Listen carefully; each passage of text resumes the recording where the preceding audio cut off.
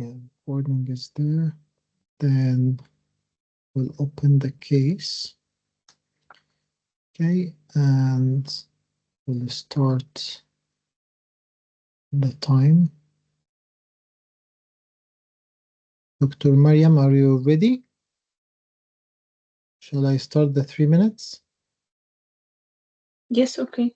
Yeah, I'll start the 3 minutes. That. There is no much there. Okay. So, yeah.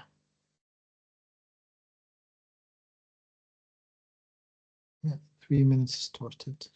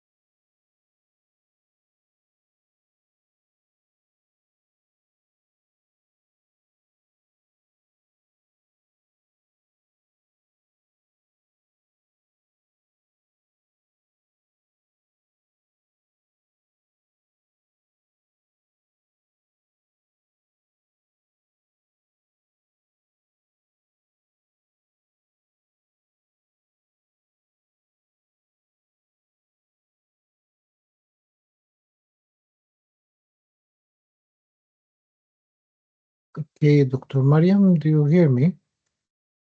Yes, I can. Yeah, so just to discuss what you think, what you was thinking in the 3 minutes.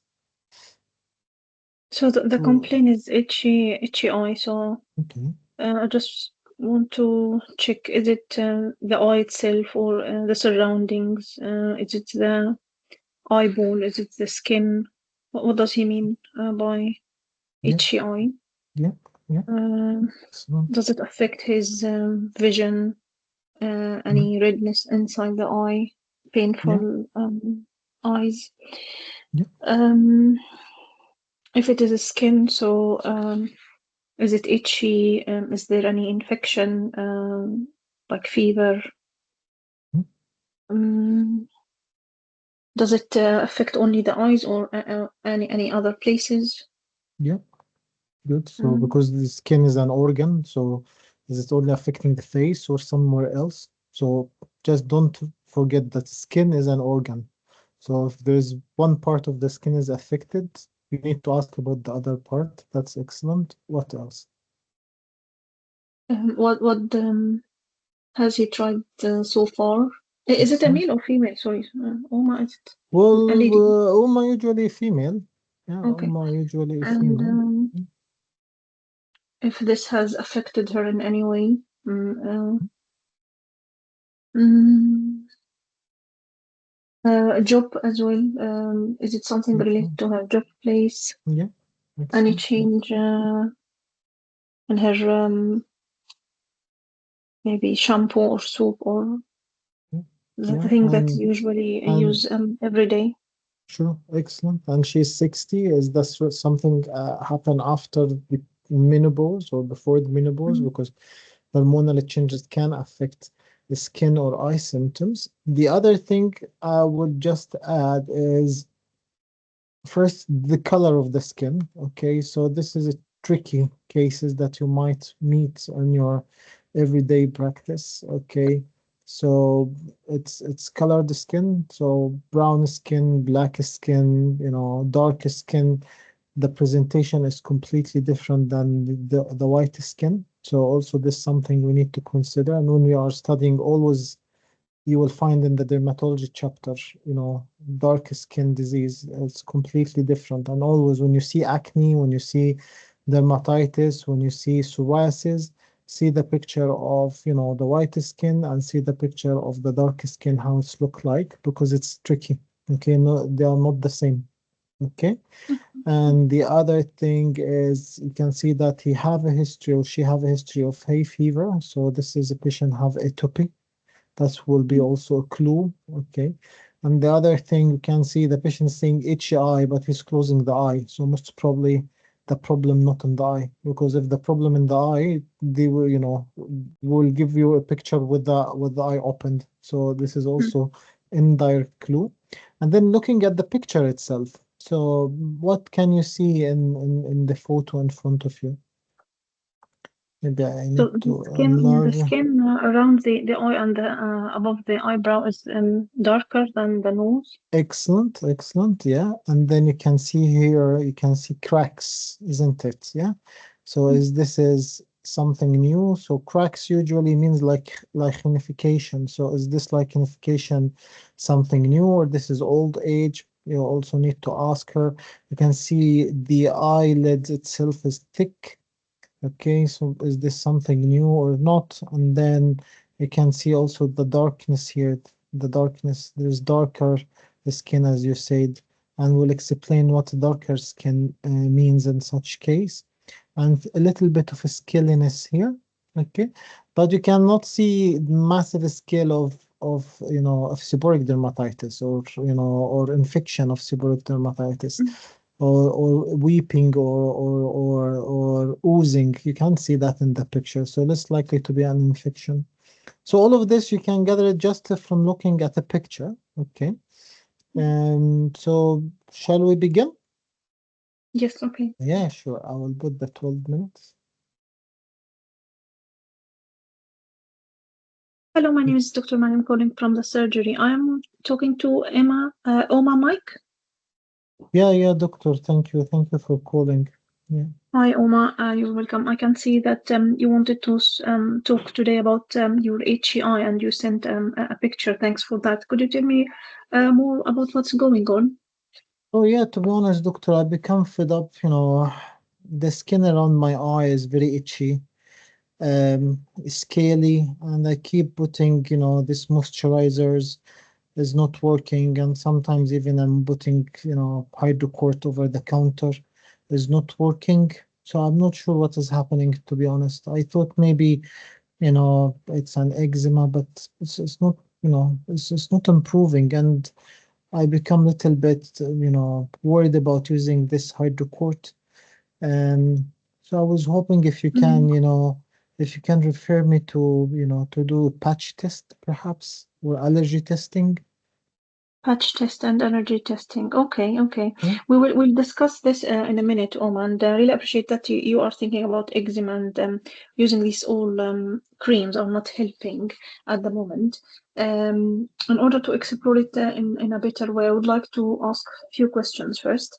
Um, I can see from the picture that it is the skin around the eye. Can you tell me if you have any other places that is affected? No, to be honest, it's mainly around my eye, like, and sometimes it will go to be around my mouth or in my cheek, but it's mainly around the eye. Okay, okay. And when did this all started? It have been going for long, to be honest. Now, around 6 months. 6 months. Yeah, Mm-hmm. initially it was responding well to the hydrocort. Even I increased it from 1% to 2.5%, but now it's not improving, and I become fed up. I read that if I use the steroid around my eye, that can affect my eye. Mm-hmm. So I'm not sure, to be honest, doctor. Can can you tell me regarding the steroid, because this is a very important point, Omar here. How often have you used the steroid, and how much have you used on your skin? Well, yeah, so the hydrocort, when it's very bad, I'm using it in the morning and night. Okay. And when Mhm. it's good, I will start to use it only once a day. And then when it's completely cured, I will just use the emollient. Okay. So are you using the emollient every day? Yeah, yeah, every day, 3 times a day. Okay, okay. And have you noticed any pattern to this itchy rash? Have you noticed anything make it worse or better at all? No, no, to be honest, I mean, I try to use, I try to avoid all the soap, all the chemicals with the smell.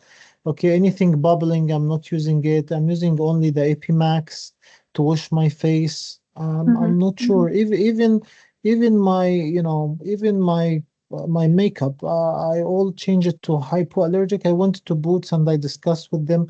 Yeah, mm-hmm, they give me some expensive, makeup, but I said, okay, no mm-hmm, problem, mm-hmm. just to get rid of it. But again, I'm not sure, doctor. It's not helping, and yeah. Mm-hmm. That's good to know, Omar. Actually, I really appreciate what you are doing at the moment regarding the moisturizer and the makeup. Well done. Please carry on with this, because the skin looks a bit, yes, from what I can see, is a bit dry. Can you tell me if is it itchy by any chance? Sometimes, not always. Sometimes I know, and when I start to itch it, it's become thick. So I'm trying Mm, to avoid itching. okay. And recently, have you had any fever or felt Mm, that you had No, temperature? no, no. I Okay. didn't have any temperature. And I can see that the skin doesn't look um, there is no any cut in the skin. I can't see any discharge. Can you confirm if you have any No, discharge no. I coming? don't think. No, there's no need discharge. No. Okay. And coming back to your skin routine, can you tell me if you have changed your soap or your shampoo or your uh, face No, wash? no, I get rid of all the, anything is bubbly, anything with smell, I get rid of it. I'm using only the moisturizers to wash my face. Mhm. Okay, okay. And again, just to confirm, have you had this skin on your knees or your on your wrist or your ankles? No, it's only my face. I don't have any other Only the problem face. anywhere. Well, I remember when I was a child, they make Mm-hmm. the patch test for me and they said that I'm allergic to the nickel. And The then nickel. Okay. since then I stopped it. That's why I was hoping maybe if I can have, patch test again. Okay, we will talk about this, Omar, in a minute.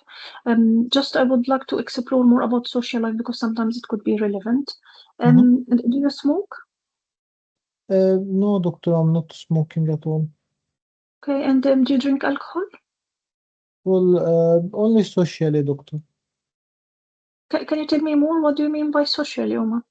Oh yeah, so every week I will meet the girls in the pub and then we'll have a couple of pint of beer. Okay, okay. And do you have any job or work at the moment? Well, no, I'm in retirement, but sometimes I'm going to charity work. Okay. And does this itchy skin affected you in any way? your day-to-day activity or No, not much, doctor, because it's not that itchy. okay, okay. And sometimes having skin problem for a long time could affect our mood and mental health. Is it the case here, Oma, by any chance? No, just, it's just bothering me when, it's making me angry when I feel my eye dry as well. Because I'm not sure why I had dry eye as well. And I don't You know have what to dry. do with it. Yeah, but my mental health in general is fine. But when I feel my eyes dry, I feel angry, to be honest. It's not pleasant. Mhm. Can you tell me if you noticed any dryness anywhere else, like in your mouth? No, no. No. Okay, okay. And I know, Uma, that you came here today and thought about having some patch test and skin test for allergy. Mhm. Um, have you thought about anything else we could offer you today? I'm not sure, doctor, if there's something better than the hydrocorts because really, Mhm, yeah, mhm, I've become annoyed, and when I read this, I did the Google and they said if you sometimes if you're using the corticosteroid, the steroids near your eye, that can mhm, increase your eye pressure and you can mhm. become blind. So I'm not sure. I really appreciate this concern. Yes, I will discuss it in a minute, Uma.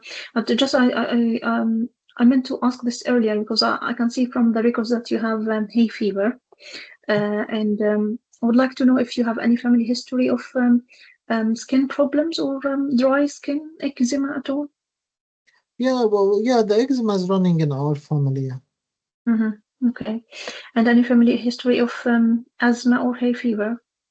No, it's only no, only I have hay fever. I don't have asthma. Okay, okay.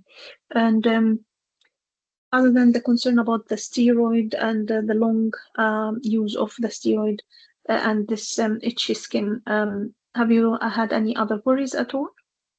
No, to be honest, no, doctor. Mm. Okay, It's okay. just if we can know what's causing it, and then I think the batch test will give us the clue. So then I can avoid what is causing it, and then yeah. Okay. Thanks, Omar, for sharing all this information.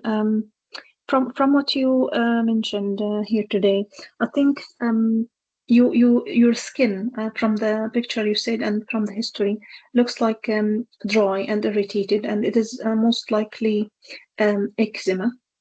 I appreciate that you have this eczema for a long time and you are trying your best with it. Well done for that. But I just want to reassure you that eczema is a chronic skin irritation and dryness, and sometimes it takes a lot of time to heal and repair. So expect to might take a few weeks or few months to become better with continuous care of the skin. There is a lot of options we can discuss about the medication and the creams, but I would appreciate first to discuss about the patch test. Yeah. Um, I think at the moment, patch test is not in our um,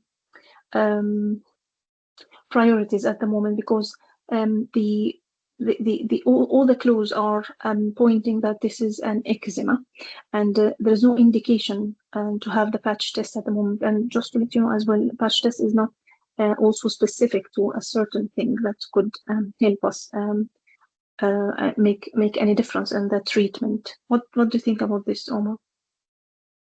So it's not showing if I have allergy or not.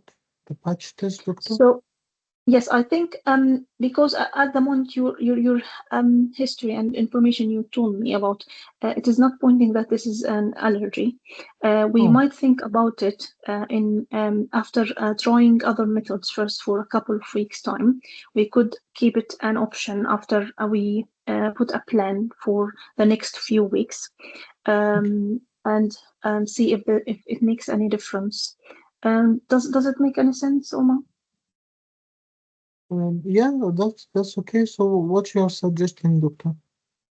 So yes, first of all, well done for carrying on with the moisturizer and using the makeup-free oil and the hydrocortisone, like you mentioned. It is very important to use it, especially when the skin looks angry, for twice a day. So I will give you a strong steroid called betamethasone. You can use it twice a day Mhm. on your face, around the eyes. You need to use a very small amount because it is a bit strong medication that could affect the skin and make it thin in the long term, and also not to go under the sun. Yeah, continue. I will just to know that so management is gone, but you Okay. continue. Let me, so I'll continue. So Yeah. you can use it twice a day. Use only a small amount. So we usually explain how to use it in a simple way. So the fingertip unit, we usually, if you cover your fingertip, one fingertip with steroid cream, this should cover both your hands. So if you are just using the skin around the face, so it must be uh, less than half of your fingertip. This should Okay. be enough. Okay. Okay. And sometimes moisturizing the skin or using the emollient before the steroid could help the skin to absorb the steroid in a better way. Okay. Would Okay. you consider something like this, Omar? Yeah, sure, sure, doctor. Okay. Something else I would like to discuss also So regarding alcohol. for Something. how long I should Yes. So this use this the should betamethasone? This should be carried for 2 weeks at least. And when the skin is less angry and looks healthy, you can stop it and use it only on the weekend, even if the skin looks all right. Okay. Mm. However, when if you think the skin is getting angry again and it is more itchy, you can use it again as the rule of 2 times a day for 1 to 2 weeks. Okay. Is it Okay. is it clear so far? Yeah, sure, doctor. Yeah. Yeah. Okay. And carry on with the moisturizer. Try to use it as much as you can, 3 or 4 times a day, even if your skin is good. Also, hydration is very important here, so try to drink a lot of fluids. Mhm. Regarding the alcohol, I would like to suggest if you could cut down the alcohol, because I know I really appreciate that you only drink on the weekends, but sometimes alcohol drinking could affect our skin. Is that clear so Yeah, far? yeah, yeah. I can cut it down, no problem, doctor. But what about Mhm. my dry eye? That sometimes I'm feeling that I have dry eye. So this could be related to your hay fever, Oma. Sometimes if you could try some artificial tears and find if this makes any difference. If you do have any other symptoms that is not that you are not used to, I think we need to take it from there and discuss it. It might discuss it further because it might be something else, not only the hay fever. To be honest, What doctor, do you think about it? I don't have any symptom of the high fever now. I mean, I don't have any runny nose or nasal block, or I'm not sure, doctor. So, sometimes it can relate it to the also the eczema How? and yes, so Hmm? lubricating the eye or using eye drops could help. And sometimes the hay fever could only come with some dry eye, but Hmm? just keep an eye on the symptoms. If you feel that you have any new other symptoms or any concern, we will then Sure, discuss it further. sure, sure. Okay. Sure. Thank you. Okay, breathe. How do you feel?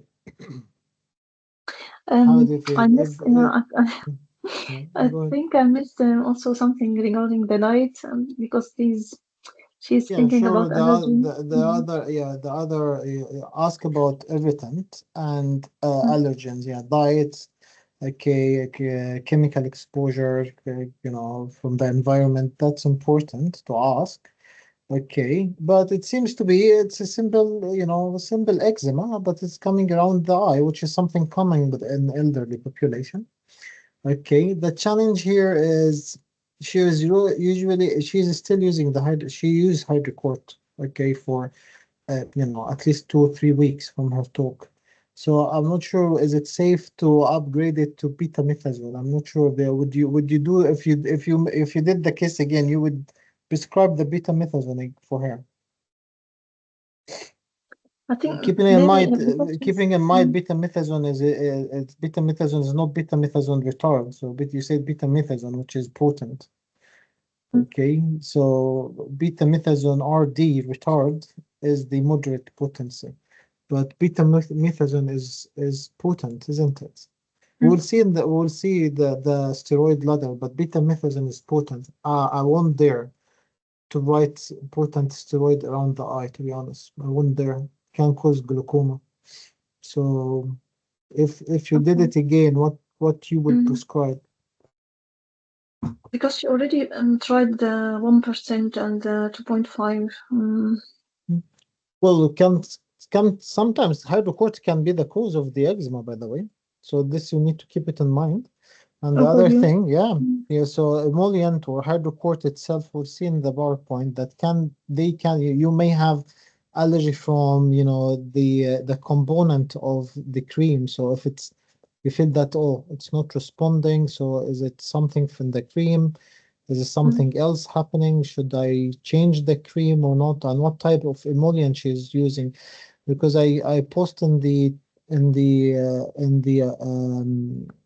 group a few days ago that we have some warning from NHS England that Epimax and the ordinary, emollient is not suggestive for the eye eczema around the eye.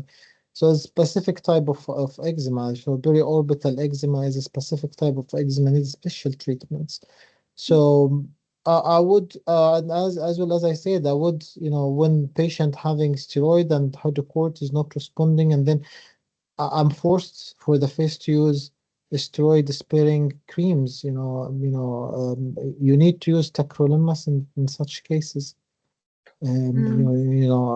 I know that the people are afraid from using it, but the tacrolimus is in the market now for 20 years, and a lot of GPs are prescribing it without returning to the dermatology. And you can prescribe it and then just double confirm from the dermatology Mm. with that I was starting that, so I will see how the things will go. Because actually, if you start tacrolimus and then the facial eczema is not improving, this is an indication of referral to secondary care. Okay, so I would be eager to start tacrolimus. Tacrolimus is to two concentration. One is 0.01 and zero point 0.3. You can start the lower concentration twice a day, Mm. once in the morning, once in the night, and then after 3 weeks, I'll reassess the situation. If it's still there's a problem with the eczema, then I think at this point I would refer rather than just upgrading the steroid. Okay. Okay. Okay. The other thing also, usually with when you start the management late, I don't have any concern. In the first half of the consultation, it was systematic. It's just if you can tell her, yeah, just to exclude if there's any infection. Do you have a fever? Do you have this? Do you have that? I would strongly, advise you to just talk what you are thinking. Okay. Mm. The Okay. other thing is you address one of the eyes. Okay, so she said patch test, but then you didn't address the other one. Otherwise, I try to push you to go through the management of the dry eye, which is not unusual with the eye eczema, okay, or the periorbital eczema, that you will have dry eye because when the eyelid is inflamed, okay, when the eyelid is inflamed, so the Mm. contact between the eye lid and the orbit is not, it is not as it should be, okay, so because there will Mm. be eyelid edema, and that Okay. will make the eye film, to evaporate easily. And Mm. you might present with a dry eye, and the patient will complain of the dry eye. So you can start, hydrocellulose or any eye drops. Okay, that Mhm, will help. mhm, The other thing is a specific type of emollient. Okay, they need a specific type of emollient, for the eye eczema, not Epimax, not every emollient will be suitable. Okay, so you need to review the formula at your area and see it. Usually, uh, unfortunately, maybe it will not be covered by the NHS, but most of it's the eyelid emollient usually are cosmetic, so they will buy it over the counter on their expense. Okay, so they mhm. may use the soup substitute as the emollient, the ordinary emollient that they have. Okay, but to put the emollient around the eye, they can use the other types of emollient that's specifically for the eye. Okay, and I think Okay. the Mm, BVR palpebral, I will show you the one that I prescribe. Okay, and personally, one of my relatives is using it, so I know that it's effective. But any specific eye, periorbit, any eye eczema emollient will be fine, mhm. but not the Okay. normal emollient that we are using. Okay. The other thing, when we are, in the management, you'll start with addressing the eyes and nominating the diagnosis. Always, if you can, put the pathophysiology of the diagnosis, especially if acne or eczema, okay, or even osteoarthritis. You put the pathophysiology of the disease. That will help in explaining the importance of the management. For example, in the case of eczema, how you could use the pathophysiology as to convince the patient with the management plan, and to explain to him, because obviously the patient have a mix that eczema is an allergy, which is not. Yeah, there is some points of meeting between allergy and eczema, and I will explain that. But in general, eczema is not an allergy. So how you would explain that to the patient? Mm. I don't know, to be No, honest. yeah. So basically, eczema is loss of the protective or the barrier function of the skin. Yes. So skin is acting as a barrier.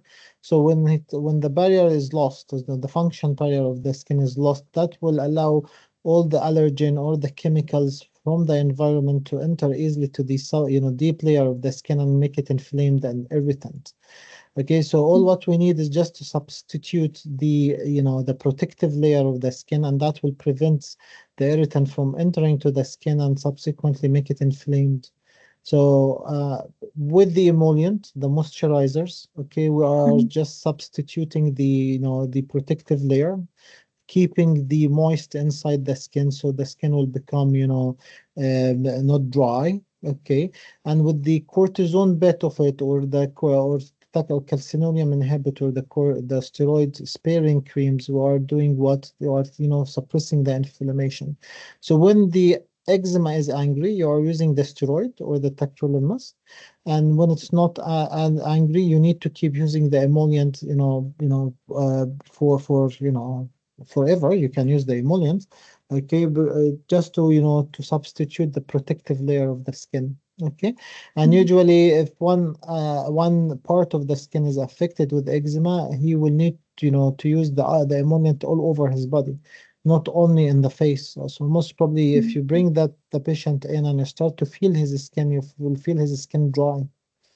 okay. So the advice is to, yeah, maybe the face, he will use the emollient, more. Okay, so especially the periorbital emollient, 4 or 5 times a day. And I explain to him, emollient has no side effect. You will not get side effect from it, within limit Okay. also, because sometimes it can cause folliculitis, and this is something that we will discuss today.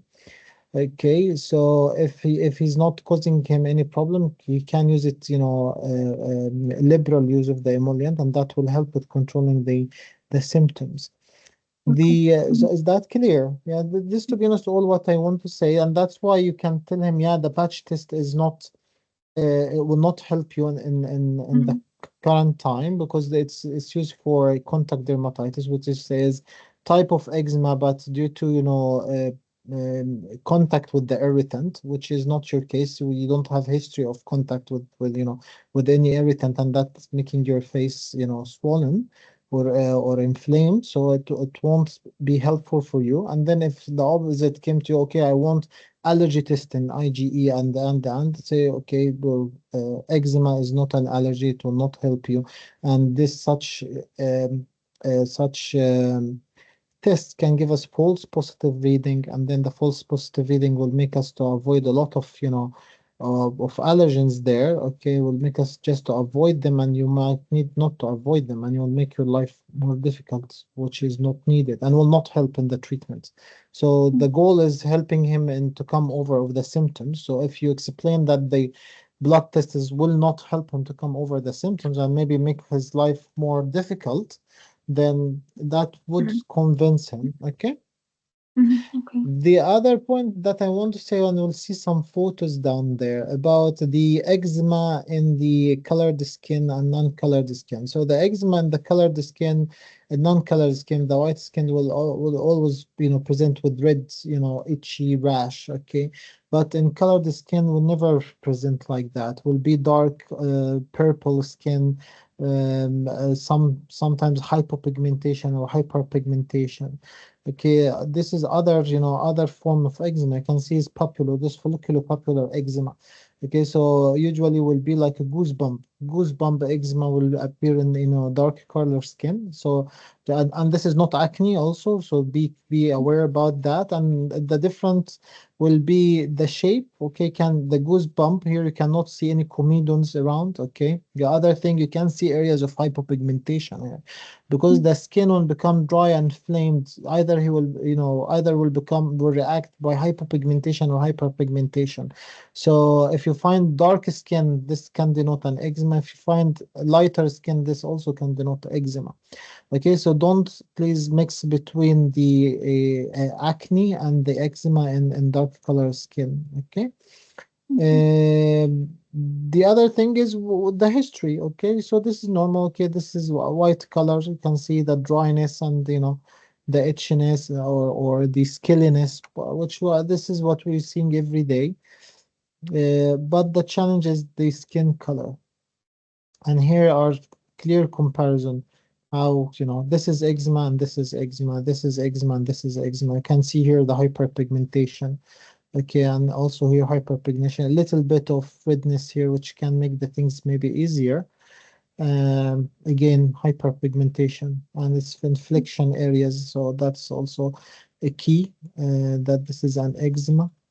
Again, you can see popular eczema, goosebump. So this is an eczema. So the key point is the history of the dryness of the skin as well. Um, Also, this is eczema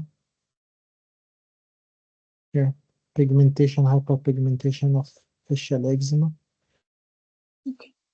This is lichenification. So with the, with the prolonged inflammation of the skin, so thickening and keratinization will start to happen. Okay.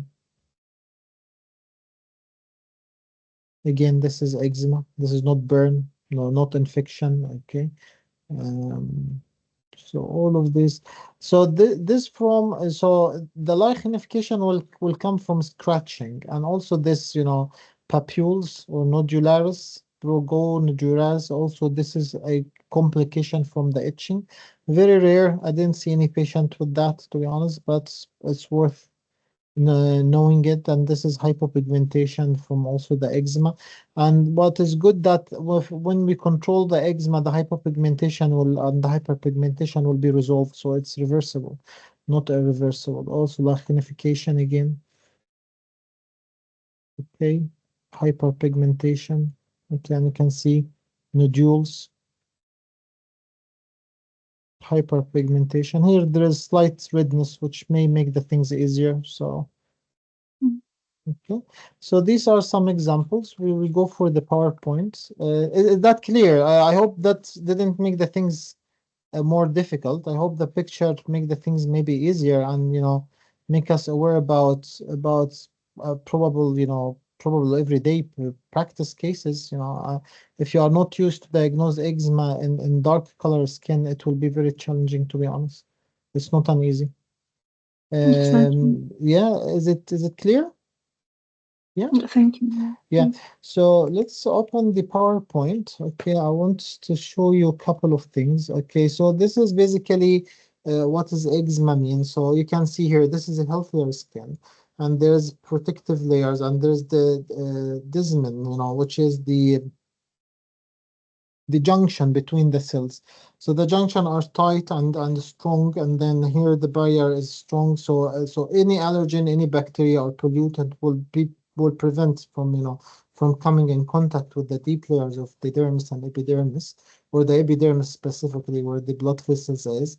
But then when there is damage in the skin barrier, these allergens and bacteria will be able to enter easily.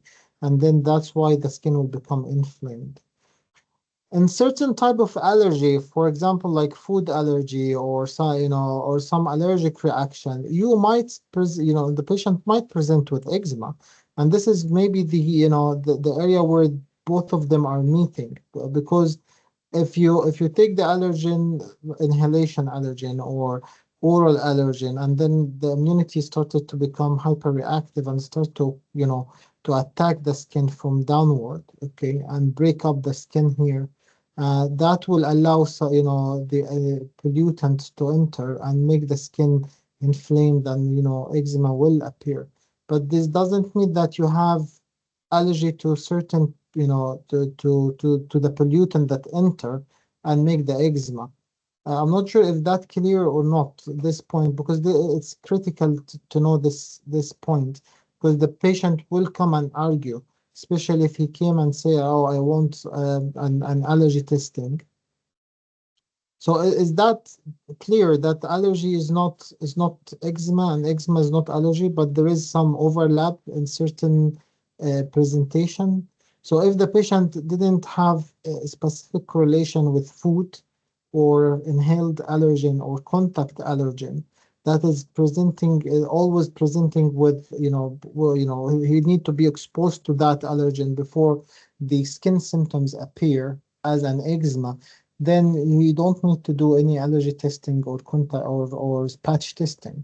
Namely, patch testing is done only for contact allergic dermatitis, and this was something we will talk about. Okay, because contact allergic dermatitis is also, you can diagnose it based on history, and then from the history you will be suspicious, and because there is implication on occupation, and in the confirmation of diagnosis might lead to, change in the occupation of the patient, you might push to do contact, the patch testing. Other than that, you won't do the patch testing for simple eczema. Uh, is that clear, doctors? Yes, thank you. Yeah, yeah. So the one of the sites that I strongly recommend, everyone to have a look at it is Eczema Care online. You can open the site, and he will give clear explanation for the patient. We can stop that. Mm.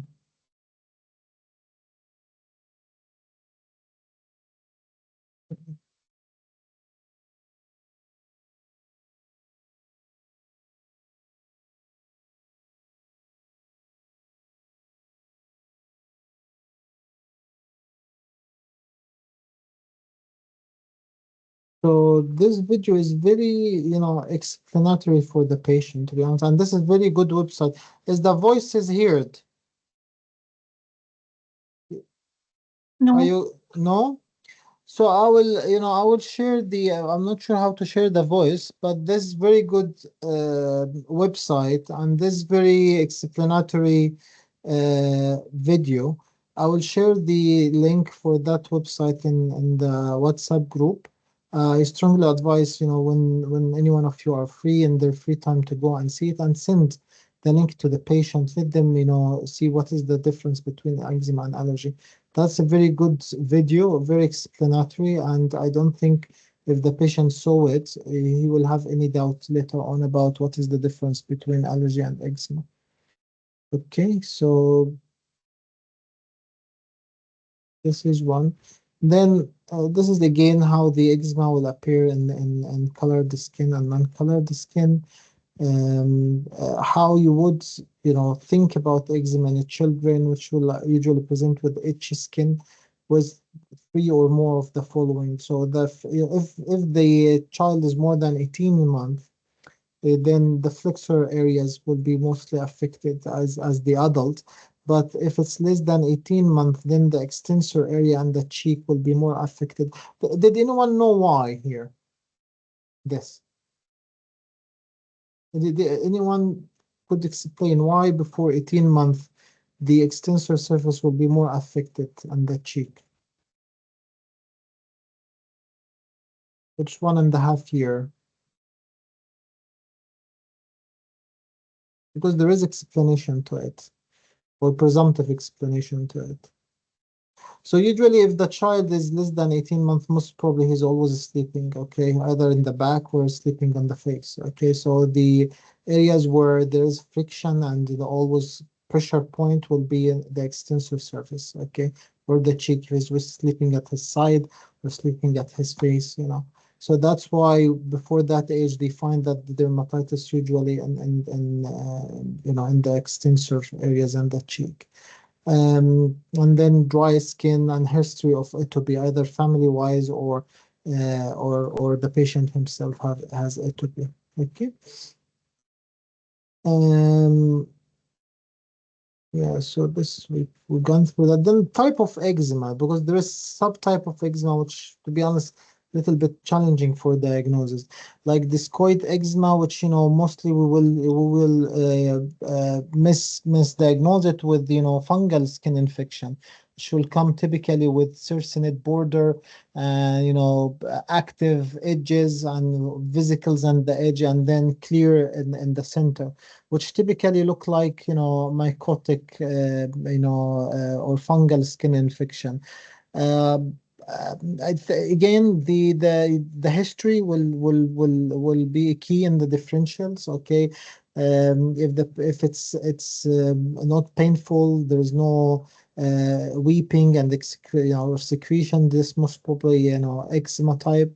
If there is a lot of infection, and there is, he said that the patch started in one point and started to spread to other areas that can, denote fungal infection. However, scrapping and sending to, for culture will be key in the differential here. And the problem with the discoid eczema, they need very strong, potent steroid use.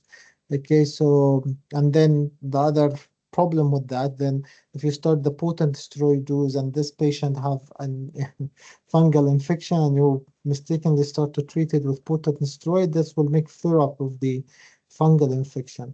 So in such cases, when I'm in doubt, usually I'm using polymicrobial cream. So Trimovit, because Trimovit contain betamethasone as well as nystatin and antibacterial. So when I'm in doubt, I'm always going to the polymicrobial creams until I see any advice or guidance from the dermatology, or I can or scrapping of the skin. Did anyone did scrap? Because it's not a difficult. Okay, the problem is the kit is not always there, because in the scrapping you need to have colored paper to scrap on it, but the issue is it's not always available. So you can perhaps tomorrow when you return to work, go and ask the nurses, do you have this scrapping kit for fungal skin infection? And if it's there, have a look at it, just familiarize yourself with the equipment that is available. If it's not there, you might ask them to bring one, who knows? Yeah, so to try to do it, it's interesting for your own experience. For the contact dermatitis, well, usually the patient will be manual worker, or when he have the skin allergy or the skin manifestation, when he start to clean the dishes or clean the house. So the history again is very important in such cases, and I won't be eager to refer him to the to patch testing, except is that something affecting his occupation or on job, and he needs career shift, so and needs information, you need letter for the occupational health. So then I would refer him to the allergy clinic, and then they will do the patch testing for him. So just keep be aware that contact dermatitis, you might refer the patient to the patch testing. And then Pamphlux, which is, also another type of allergy, which is also unusual presentation with vesicles, okay, usually in the palm of the hand or the soles of the foot. And the vesicles are very thick and not easily to rupture. And also, again, needs strong, potent steroids, okay, which, is starting it in the primary care is acceptable. But then if you are in doubt, always seek the dermatology advice. Okay. Um, and then periorbital and periocular, we talk about the periocular eczema, but we'll talk in more details about periorbital and periocular eczema in a few minutes, because it's also related to the folliculitis and pseudofolliculitis syndromes. Um, um, I will explain that in details in just a few minutes. One of the things that is always debatable, which is seborrheic dermatitis or seborrheic eczema, which some books will consider, or some articles will consider it as separate type of eczema or separate disease entity, but actually no, you can put it under the eczema. Okay, indeed, the way of treatment is a bit maybe different. Okay, but both are having the same pathophysiology, which is problem in the skin barrier. Okay, and usually how you will suspect seborrheic dermatitis. Um, what are you looking at in seborrheic dermatitis? What is the distribution? Anyone can tell us? Dr. Mariam, are you there? No? Yes, I am. Yeah. Yeah. So where usually you will look at seborrheic dermatitis for the patient? Scalp, usually. Yeah, usually at the hairline. So scalp, eyebrows, eyelashes, beard. So this where you can find the seborrheic dermatitis, and the patient will always say to you, "I have dandruff," so it can come with complaint of dandruff rather than skin eczema, and will always tell you that there's always infection, because all again you can have folliculitis, especially if it's around the beard area. So seborrheic dermatitis can present with folliculitis, which I want just to emphasize that folliculitis can be a separate disease entity, but also can be presented with any type of skin disease. So you can have folliculitis with dermatitis, with eczema. You can have folliculitis with seborrheic dermatitis. You can have folliculitis with herpes zoster or herpes simplex infection. So folliculitis is a descriptive terminology. So it's just infection to the hair follicle. What is the cause of the infection? What is the underlying pathology of the hair follicle and why it's inflamed? Okay, can be, can be isolated infection, can be, or can be there is an underlying skin disease, which is the disease entity that you need to tackle before addressing the folliculitis. Otherwise, the folliculitis will keep coming and coming and coming. So just be aware about that. Okay. And the other thing in seborrheic eczema, we need to make sure, which was something new for me, that if the patient have severe seborrheic eczema and recurrent, you need to consider HIV infection and screening for HIV. Okay, there is strong correlation between HIV and seborrheic dermatitis. How to treat seborrheic dermatitis? Well, because most probably the underlying pathogen under it is yeasts, Malassezia oval. So the treatment mainly is ketoconazole shampoo, and that can be initially use it for up to 4 times a week, and then fortnightly. And or if the ketoconazole shampoo is not effective for the scalp or on the skin, you can start use ketoconazole cream. Okay, and if it's not effective, you can upgrade it to miconazole or clotrimazole. I really, to be honest, like to use antifungal systemically, it's like atraconazole. But if it's that severe, then I think I would strongly, contact maybe the dermatologist first, but before starting the systemic antifungal, because Systemic antifungal has a lot of side effects. You need to have baseline liver, okay, and then repeat the liver every 3 months to see how the effect on it, on the liver, especially if it will be a long-term, use of antifungal. If it's short-term, like 7 days, that's fine. Okay, but long-term, like onychomycosis, then I would be, cautious and doing liver function on monthly basis. Okay, if all of that is not effective, then you can use topical steroid and see how the things will go.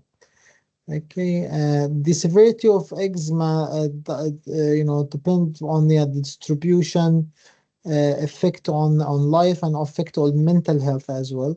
Keeping in mind, as Dr. Mariam said, that eczema is a chronic inflammatory disease, and as I said before, the chronic inflammatory disease, you need to check two things on annual basis: mental health, okay, and the other thing, the cardiovascular risk, okay.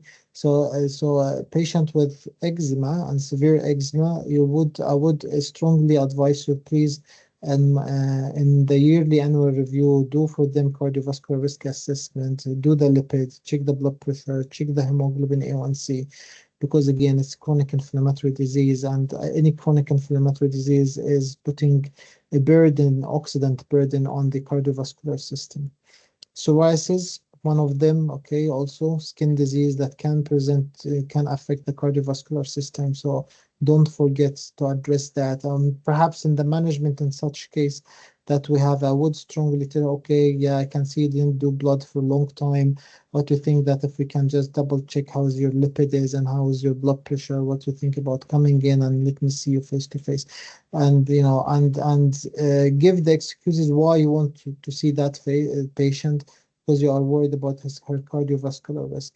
Okay, I think that will make a big difference between you and any other doctors. Okay, because you are treating the patient holistically, not only the presenting complaint. Okay, as also Dr. Mariam addressed some of the alcohol drinking in such case. So yeah, so please be aware about the mental health. I think Dr. Mariam already asked about the mental health, but we didn't address the cardiovascular risk assessment in such case, which is important. Coming back to the steroid ladder, okay, we will, yeah, the hydrocort acetate, please, A acetate, so A in the beginning, okay. So because there is hydrocort butyrate, which is potent, butyrate is potent. So be aware about that. So hydrocort acetate, okay, A in the beginning, okay. Whatever the concentration is of the hydrocortisone acetate is mild steroid, okay, so 0.5, 1, 1.5, 2.5, all of them are mild, okay.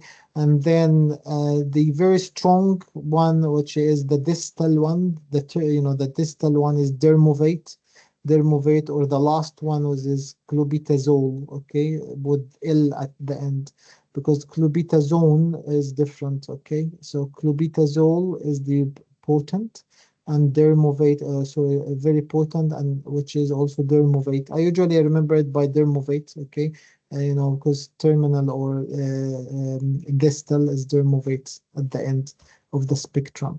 Then in between, so moderate and potent is pitnovate or pitnovate retard, which is the betamizidone. Okay, and then if I want to write anything else, usually I'm looking at the steroid letter, because I won't remember.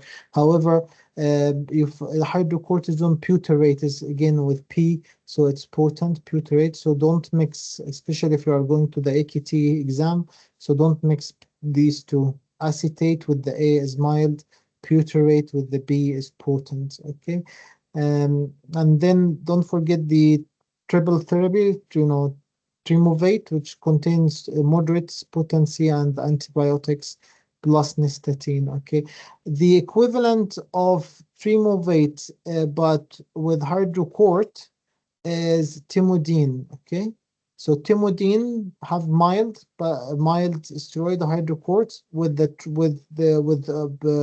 antibiotic and antifungal. The moderate steroid is Trimovate. Okay. Is that clear, or there is any question in this bit? I hope it's clear. Yeah, and clobetasol with the L, is very potent, and clobetasone is the M of it. Okay.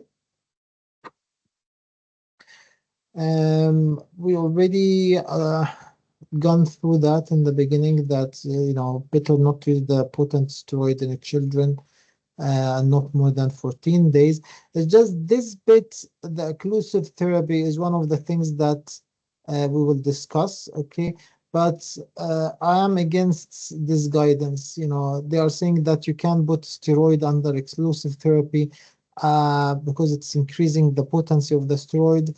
My experience with occlusive therapy and steroid under it, that will invite infection. So I'm always avoiding putting steroid under occlusive therapy. So I can put the steroid in the morning, for example, or evening, and then if I'm advising the patient occlusive therapy at night, I will avoid the steroid at that time at night time, but I will put the emollient and then I will advise with the occlusive therapy, except in cases with hyperkeratosis. So if the patient have hyperkeratosis biliaris, so which is very thick keratin layer at the hand. Okay, I'm not sure if any one of you met such cases, but I met a couple of cases like that, hyperkeratosis biliaris.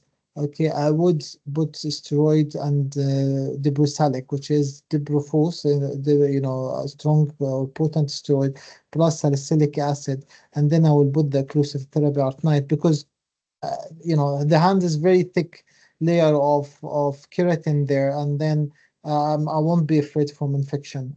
Usually the keratin will be protective for infection. The bacteria will not be able to live on the keratin layer.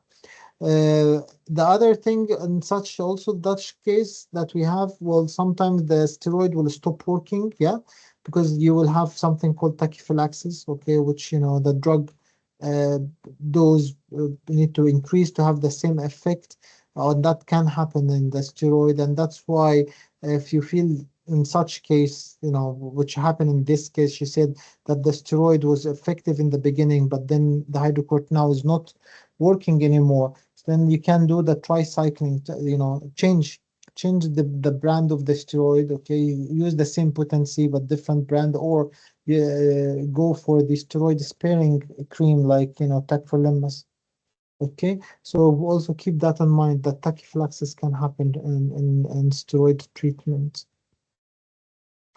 And here, this is the trigger. So if when you will go for say for allergy testing, you will go if there is a strong correlation between food or inhalation allergen and the skin manifestation. Okay, other than that, don't go for it.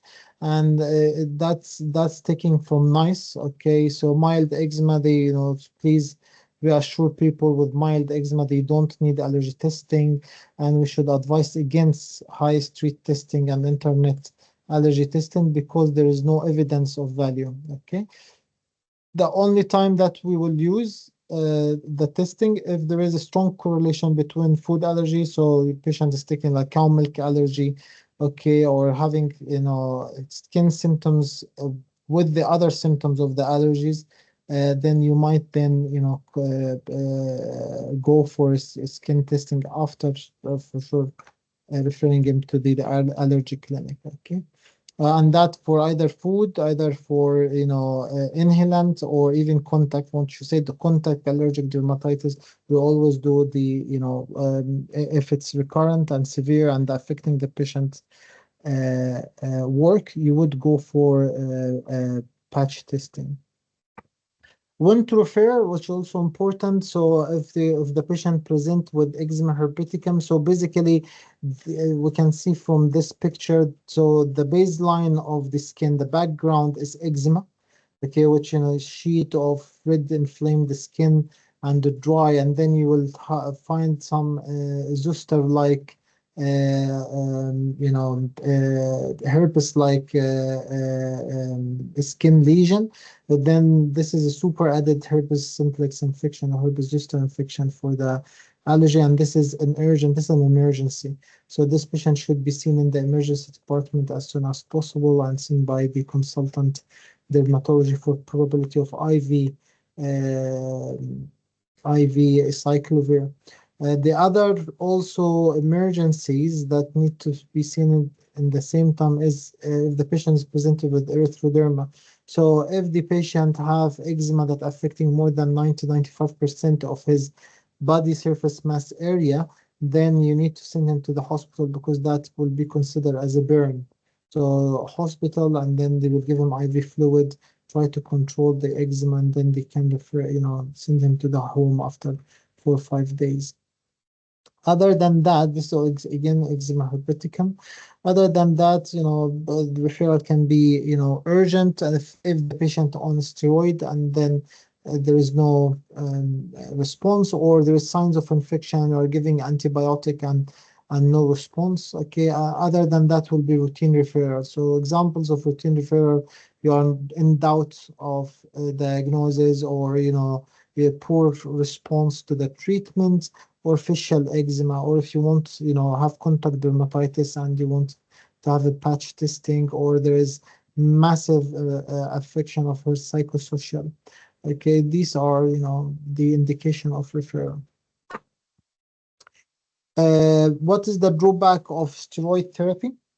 Okay, as Dr. also Mariam said, that can cause atrophy, rosacea, or periorbital dermatitis itself can be caused by withdrawal of steroid, and we will come to the perioral dermatitis in a few minutes.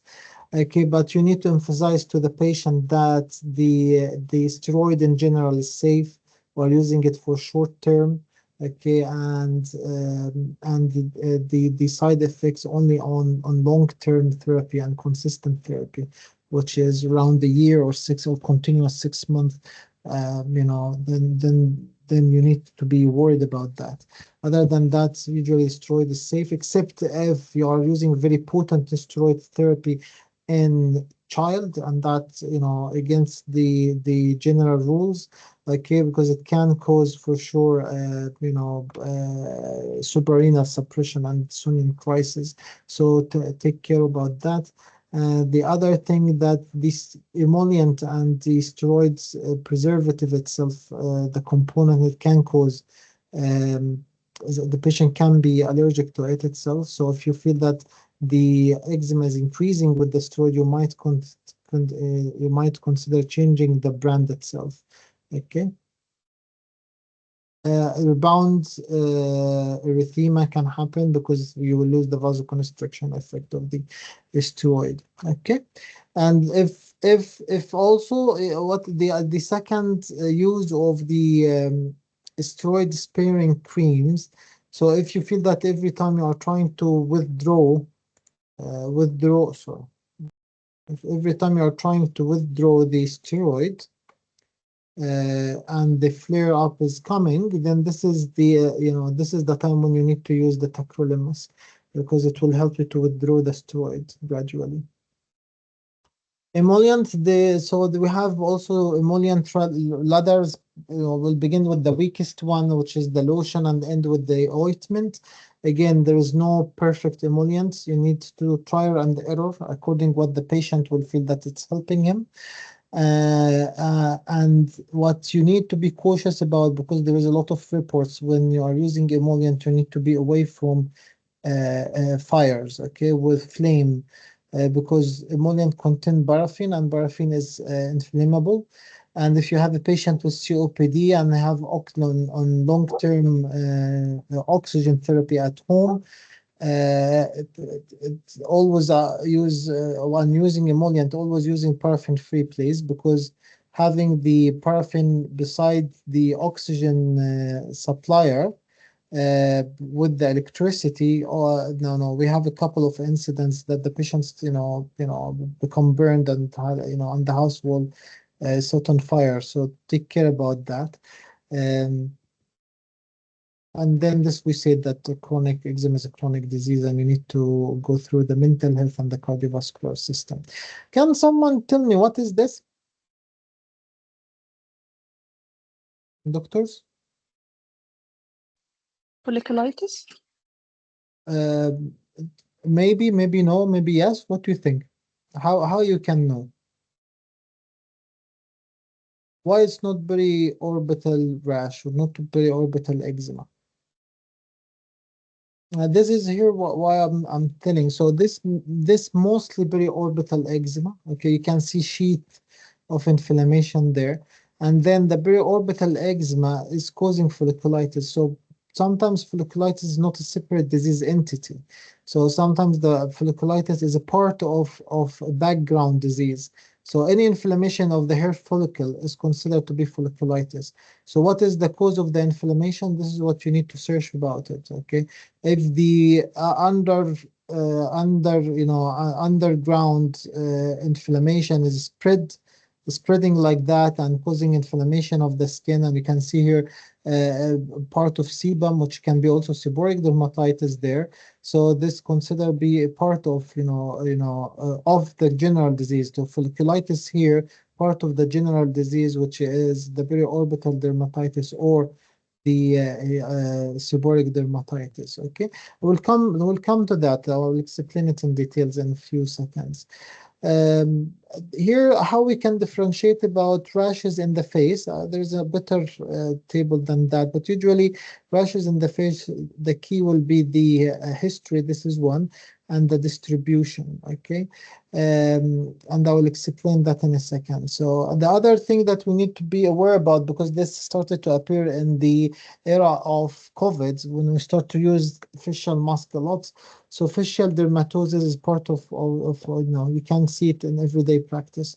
Okay, you can see it between the nurses and between your colleagues, which is basically that the mask is the mask that you are using is just irritating your skin and making the underlying disease exacerbated. So either eczema, either seborrheic dermatitis, either folliculitis as an underlying disease, the mask is exacerbating it. Okay, and according to the guidance, they advise that so either you have time off mask, okay, every now and then. Okay, I know now we will not see such cases because the COVID era is finished, or there is no another pandemic, perhaps, or we'll see what the winter is hiding for us. But if we return again to wear the facial mask, and then be aware that you need to remove the mask every time off mask after maybe 1 hour or half an hour, and then you can wash around the area with water and soap, and then you can put emollient, and sometimes we can use the silicone barriers, which also we are using it for the people who's using the CPAP. Silicone barrier is very important, very good to avoid any pressure sores and also the facial dermatosis. Okay. Coming to the distribution of the skin rash on the face, which can help in the differential diagnosis. So as we said, if there is hairline, skin lesion, most probably, the scalp, the eyebrows, and the eyelashes, will be coincided with the seborrheic dermatitis. If it's malar flush, okay, this can be rosacea, and we'll come to malar flush, and I will explain what malar flush is, or namely systemic lupus. So take care of butterfly areas, which is systemic lupus, can be one of the presentation. And the pressure areas can be either dermatitis, which is in the forehead and the cheek and the rest of the face. These are the four the pressure area can be dermatitis, more dermatitis, because there's where the friction is happening. Urticaria, the patient will present with more with itchiness rather than dryness of the skin. And then the periorbital dermatitis and oral dermatitis is one of the things that we need to think about if the patient is using a steroid. So if the patient is using either steroid cream of the face or even inhaled steroid, so we'll find the perioral dermatitis common between the patient who COPD or asthma, because the steroid inhaler containing, if they are not using it properly, or if they are using a spacer with the mask, they will all, and they are not washing their face around, around their mouth, then the eczema, you can have, some eczema there, and this is called preorbital eczema because of the steroid. So frequent washing after using the the spacer or the face mask spacer is a key in management in such cases.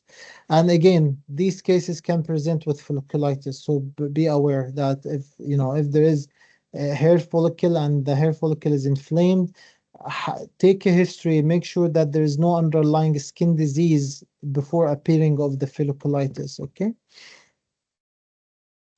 Here's some picture. Can someone volunteer? Tell me what he think. What do you think, doctors? What is these cases? The first two cases here, this and this. Can anyone volunteer? Rosacea. Yeah, exactly. So can you tell us why you think is rosacea? And I think it's a like a telangiectasia, I Ex can say. exactly. So telangiectasia is one of the first the distribution, which is taking the nasolabial fold and the nose. Okay. The second thing is the telangiectasia. So usually rosacea will come with triad of on and off onset of flushing. Okay. Usually the flushing will be related to alcohol consumption or cold weather, and then sometimes will become pumpy. Okay, and that's why the old name of rosacea is acne rosacea, because they misdiagnosed the rosacea with the acne. But then with the advance of the dermatology science, we knew that they are two separate entity because the pathophysiology is completely different. Okay, the other thing, what is this? What is this? Can someone tell us? Dr. Rahima? Rhinophyma. Sorry? No, Rhino. Rifima is this one. Rifima is this one, but this one is what? Do you think It can? looks like malar rash. Yeah, okay. This is Malar rash, systemic lupus. Okay, and Malar rash is one of the characteristic feature of systemic lupus, and usually you will find nasolabial sparing and periorbital sparing. Okay, so you can see here the bat shape or the butterfly shape. Okay, redness. Okay, with you can see here clear periorbital sparing, so you can see that any redness around the eye, no redness around the eye. Okay, suborbital layer there is, but in the orbit itself there is no redness. And then the nasolabial fold is completely clear as well.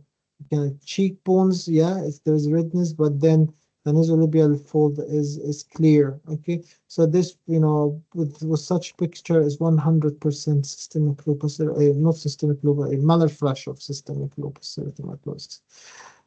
Here again, what is these all pictures? What do you think, doctors, about this picture? These all the same pathology, all of this. What we think?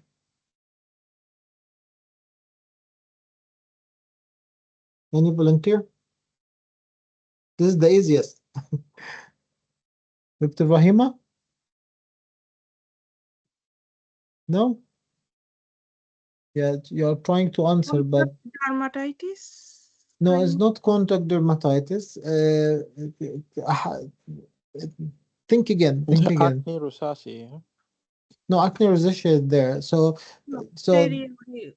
auricular, perioral dermatitis, kind of Yeah, thing. yeah, this can be, but the one with perioral dermatitis usually will come more around the mouth, but will spare the nasolabial fold.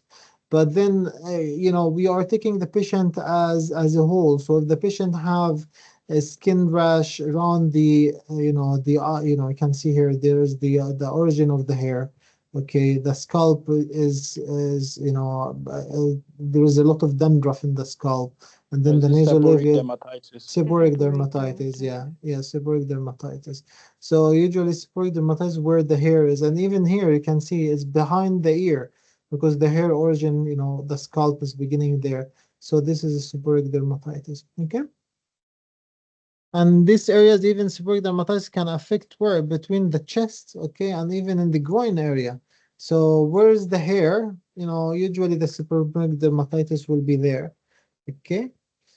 Perioral dermatitis, again, the diagnosis of history. So if the patient told you that there is a history of using steroid cream around the mouth, or using inhalers, COPD inhalers, or steroid or asthma inhalers, and you can see that there is, background of of erythematous base. You can see this is erythematous base with some vesicles there.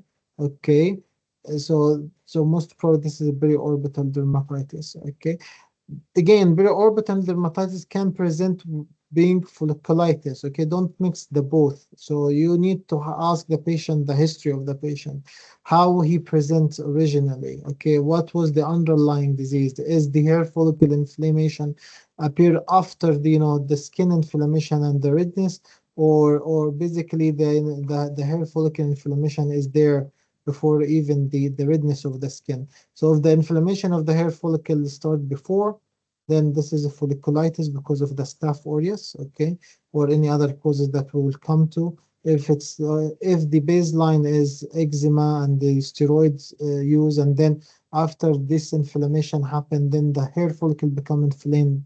So this is folliculitis due to secondary to the dermatitis, perioral dermatitis. Treatment of perioral dermatitis is, just withdrawing the steroids, or offering the steroid, and then using non-greasy emollient, so using lotion, okay, or cream rather than ointment or gel. Okay, if it's not responding, then you can use fusidic acid cream or even starting tetracycline antibiotic. Again, if steroid withdrawal is making the things worse, you can use the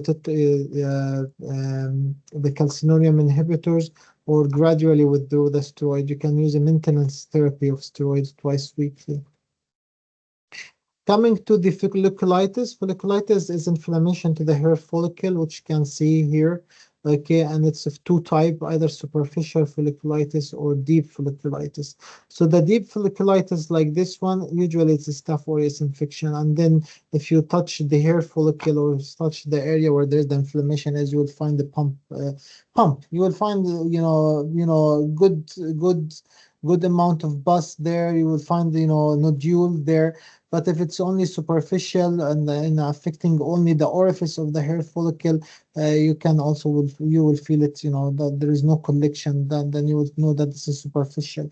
What is the importance? Because usually the superficial folliculitis is not infectious one, and the deep folliculitis usually is associated with infection. And we will come to why the infection is important and why we need to diagnose that, because it can affect food handlers, and we'll come in a minute how what we need to do with food handlers and repeated follicular infection or folliculitis. One of the syndromes that recently had an article in the BMJ regarding it, which is called hot tub folliculitis, which, now because hot tub is very common in the UK, especially in the summertime, with the people putting, the hot tub in the garden and starting to swim.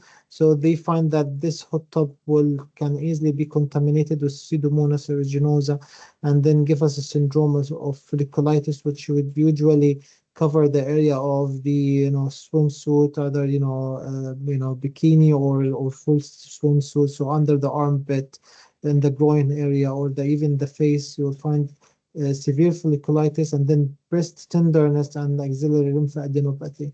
And the importance of diagnosis such syndrome, because it can cause can cause massive infection to the people who's using that same hot tub.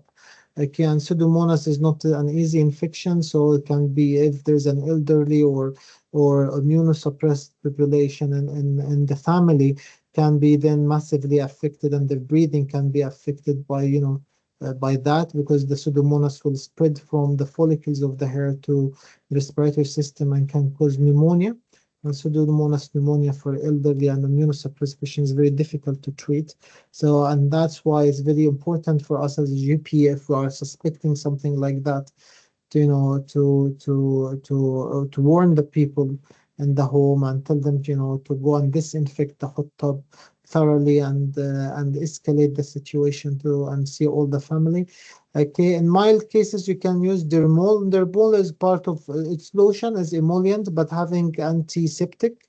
Okay, I think chlorhexidine in it. So sometimes I'm using the dermol in the patient with also the stasis eczema. So if the patient coming to me with the stasis eczema and always having getting cellulitis, okay, so I'm avoiding the episode of cellulitis by using dermal on his on daily basis in his stasis eczema. Okay, if you suspect the hot top triad, it's always advisable to call the microbiology and seek their advices because they might escalate the things further. They might escalate the things further. Okay, and then advise the people to disinfect the hot tub and the swimming suits. Coming to type of folliculitis, so it's either infectious or non-infectious folliculitis. So non-infectious folliculitis, which is steroid-induced or even or emollient-induced, because basically, if you remember that ABC application of emollients, that you need to put the emollient in the direction of the growing of the hair. Why? Because the emollient itself can cause folliculitis, okay, or steroid can cause folliculitis. If the steroid or the emollient close the head, the opening of the follicle of the hair, that will cause folliculitis. Okay, so be cautious. If the patient told you, oh, my hair,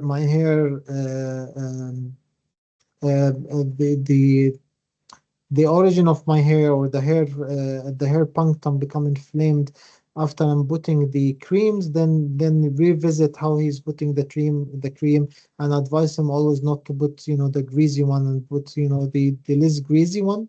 And then the pseudofolliculitis is basically it's inflammation of the hair follicle because of one of two things, either after shaving, okay, or if you can see ingrowing hair. So if you're having a dermatoscope or magnifying lens and you are seeing a folliculitis, you can have a look with the dermatoscope or magnifying and make sure that the hair itself is not growing backward to the skin. Okay, otherwise you will need to remove the hair. Okay, because keep putting the antiseptic or on the hair follicle will not be helpful because you have an ingrowing hair.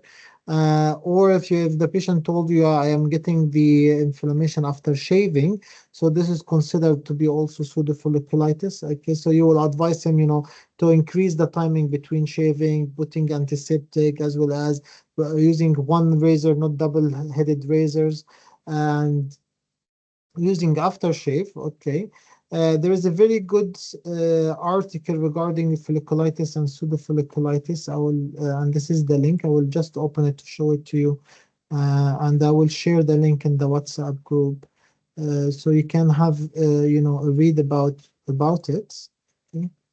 This website is excellent, the British Association of Dermatologists, having a very good, leaflet for patient education. I'm using it a lot in my daily practice, so I strongly advise every one of you to try to familiarize themselves about what is there and really simplified information, very good information and evidence-based. Okay, so I strongly advise you to read a little bit about the folliculitis and pseudofolliculitis from this website. Um, Coming back to the PowerPoint, if the cause is infection, i.e., the patient having recurrent folliculitis, the patient suffering from it, and then sometimes he can have even systemic symptom about it, or it's very deep and you can feel that it's deep. Then there is a suspicion: is it true folliculitis because of the Staph aureus, or if it's fungal infection? Okay, the only way to know that is start to treat. Okay, give antibiotic, give flucloxacillin, give clarithromycin, and see how the things is. If it's keep repeating, you can swap it and send the swap to the microbiology to just make sure is it MRSA or not MRSA. Because if the patient have a MRSA, Staph aureus, okay, insulin-resistant Staph aureus, then this is and he is working as a food handler, for example. This is a big issue. Okay, so this food handler should not handle the food without covering any his mouth. Okay, if wearing a face mask, as well as should always cover the infectious side or even, excluded from his work until, the infection, if he's a carrier, and then decolonization happen, and the colonization will be with the Mississippian cream. Okay, and these are very important for us as a GPs because we are responsible on the patient health in general. Okay, and any pandemic of MRSA is a big problem in the community. So if you meet a patient having recurrent folliculitis, especially at the beard, or what is called folliculitis Barbie, okay, make sure that to swap it and see if if he's a carrier of MRSA. Okay. Again, folliculitis Barbie, there's in the same website, there is very good leaflet. I strongly advise each one of you to go and read about it and even give it to their patients. Okay. Very simple information, very, to the target, and for free, which is more important, I think, I guess so. Yeah. Coming back to to yeah, and here, this is the, food handler and the staff areas exclusion, and, culturing, if, especially if it's recurrent, and how to cover the infective area. Okay, and then if the with the swab, you diagnose a colonization, you need to start mibracine ointment, okay, until your eradication. Coming to rosacea, we already explained what is rosacea, but what is I need to tell about rosacea is if the episode of flushing and telangiectasia, erythema, and then pumpiness, which can be there, and the terminal stage, which is rhinophema. Thankfully, we didn't see a lot of rhinophema nowadays because of early diagnosis. Coming to the treatment, because a lot of people, when I start to use ivermectin cream for such cases, everyone was surprised. No, ivermectin cream is approved. Okay, it was approved in US and long time ago, more than maybe 10-20 years ago. But recently in the UK, we start to use it in treatment of the popular type of rosacea. Okay, and is more effective, to be honest, than metronidazole cream. Okay, and the patient will love you when they start to to use the ivermectin cream. Okay, azelaic acid. I didn't, to be honest, use it for any patient with rosacea because of the peeling effects. And most of them are females; they don't like it much. Coming back to the erythema bit of it, which is also troublesome, you can use propranolol, okay, to a 40 milligram twice daily, or more maybe topical cream will be primodidine. Okay, also will help with the flush. And then if in resistant cases, still you can use doxycycline, or you can use tetracycline as an antibiotic for short, for long term. To be honest, I think at around 2 to 3 month period, like the acne, the limb-cycline, again for long term, like around 3 months. But here, limb-cycline is not approved. The only approved is tetracycline and the doxycycline, and also extra tetracycline. I didn't use extra tetracycline from before, so I don't have experience with it. But I did use the doxycycline in such cases. Uh, uh, this is a summary of the emollient and the steroids. Okay, I guess most of you know what is the information there. I don't need to go through it, but what I need to emphasize on, especially in the children that suffering from itching at nighttime, cannot sleep, you can use a steroid for. You can use antihistamine and sedating antihistamine in such cases, especially if they are more than 1 or 2 years. Okay, plus, wrapping of the hand, putting the cotton glove also to prevent them from and keep their nails short.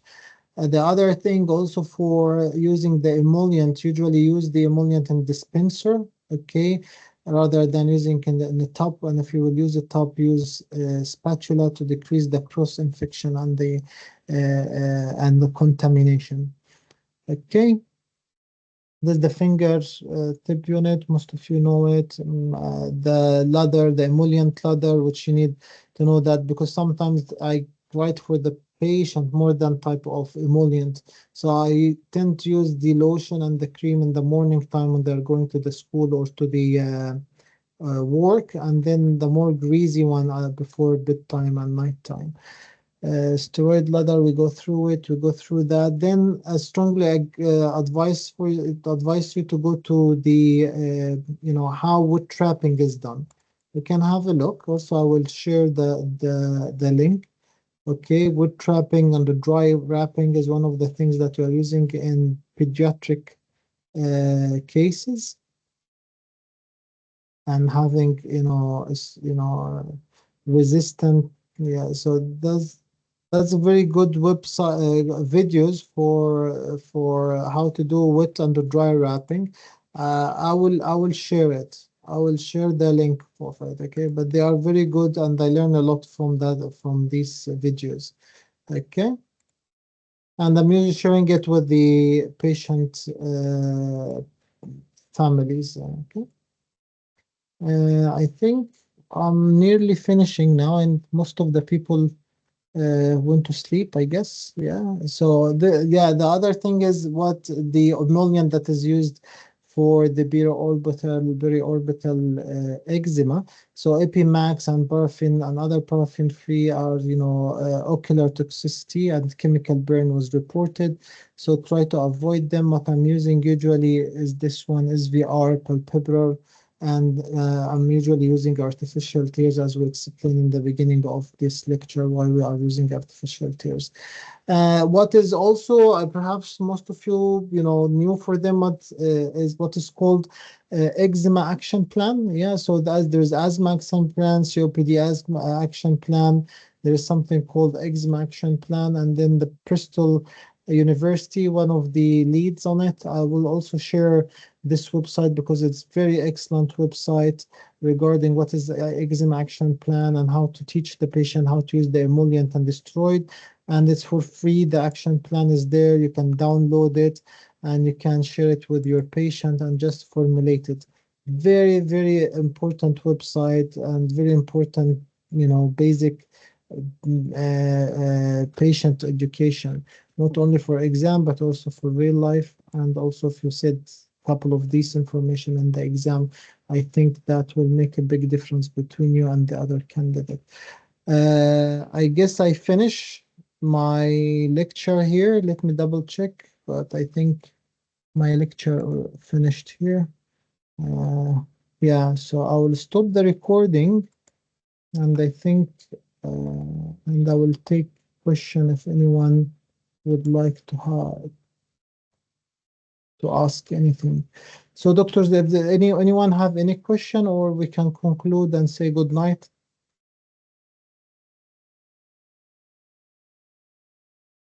Hmm.